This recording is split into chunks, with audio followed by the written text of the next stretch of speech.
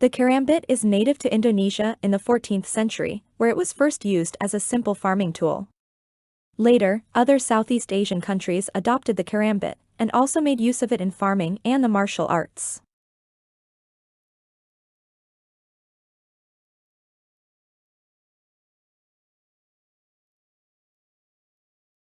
Kathy Mabbutt, a practicing attorney at law and former registered nurse, was elected to the office of Loudoun County Coroner in November 2006. As coroner, she announced the manner and cause of death in the Moscow, Idaho quadruple homicides, based upon the autopsies, which were conducted on November 17, 2022. In this press release, the coroner announced the names of the 4 victims, along with their manner and cause of death, which was homicide by stabbing. She further stated that the 4 victims were likely asleep. Each was stabbed multiple times, and some had defensive wounds.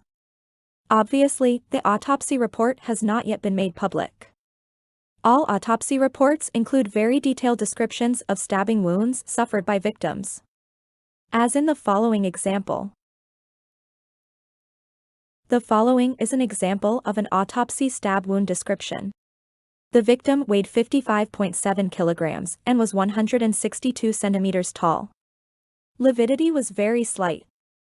She had 1 stab wound on the precordium and 9 stab wounds on the back. The precordium stab wound measured 4.2 centimeters and appeared sharp at the left end and rectangular at the right end. The width of the right end of the wound was 0.2 centimeters.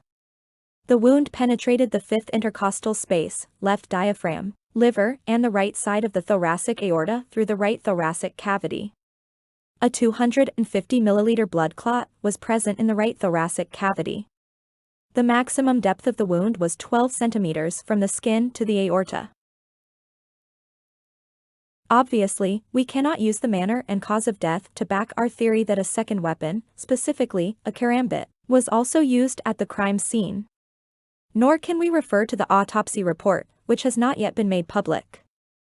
However, we can rely on the coroner's eyewitness description of the wounds. According to Mr. Goncalves, the coroner described the wounds that she saw as, quote, big open gouges or tears. She also said, quote, I don't think stabs is the right word. It was like tears. Like, this was a strong weapon. Not like a stab. This was not something where you were going to call 911. They were not going to slowly bleed out. The tiger claw is the karambit nickname. Tigers are known to disembowel their prey with their claws. The karambit can also gouge, claw, rip, tear, slice, pull, and leave gaping wounds, like a tiger's claw. The karambit requires less physical exertion than a K-bar, and can cause maximum damage in just a few seconds. The karambit has a built-in leverage in its curved design that can cause gape or gouge-type wounds, with very little physical exertion. The karambit ring or hole is a safety mechanism that prevents slippage and enables you to change the position of the grip, without dropping the weapon.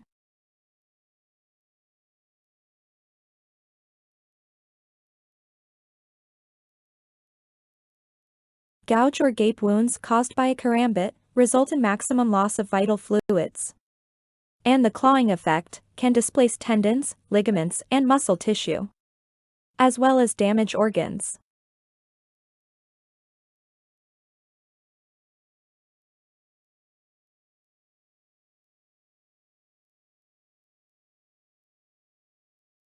A K-bar can stab or slice. But unlike a karambit, a K-bar is incapable of clawing, tearing, and pulling. And a K-bar will not leave a gouging or gaping wound. If the K-bar stab wounds are non-fatal, people can often survive if 911 is called in a timely manner. This is due to the tamponade effect. The tamponade effect occurs when puncture and stab-type wounds appear to close up, due to the swelling of the tissue, and coagulation and clotting of the blood because of the close proximity of the wound edges. The tamponade effect is not possible on gouge, gaping, and tearing wounds caused by a karambit.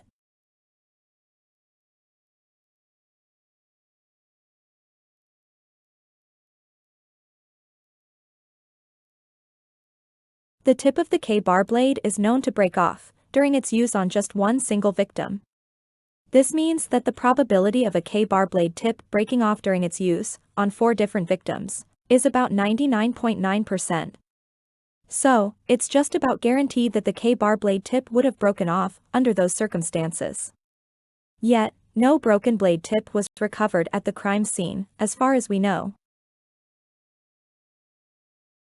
The repeated thrusting of the K-bar to produce multiple stabbings on just one victim can leave a perpetrator physically exhausted. By the time he reached the third and fourth person, he would likely be depleted of energy and would likely be overcome by resistance.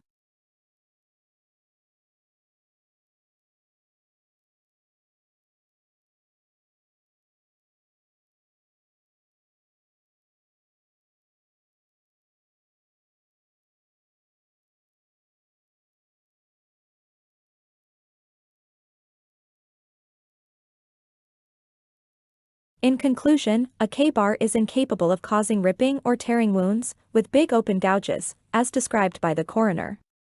But the Karambit is capable of causing such wounds in only a few seconds' time.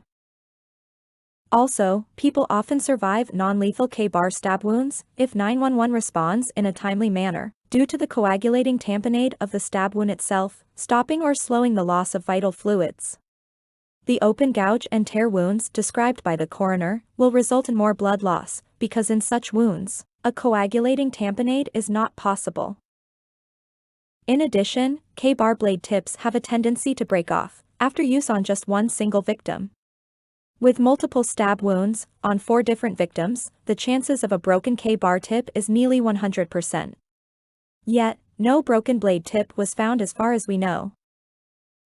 Because of the different types of wounds suffered by Maddie and Kaylee, we are certain that there was a second weapon capable of causing the particular types of wounds described by the coroner. All evidence indicates that the second weapon was a Karambit.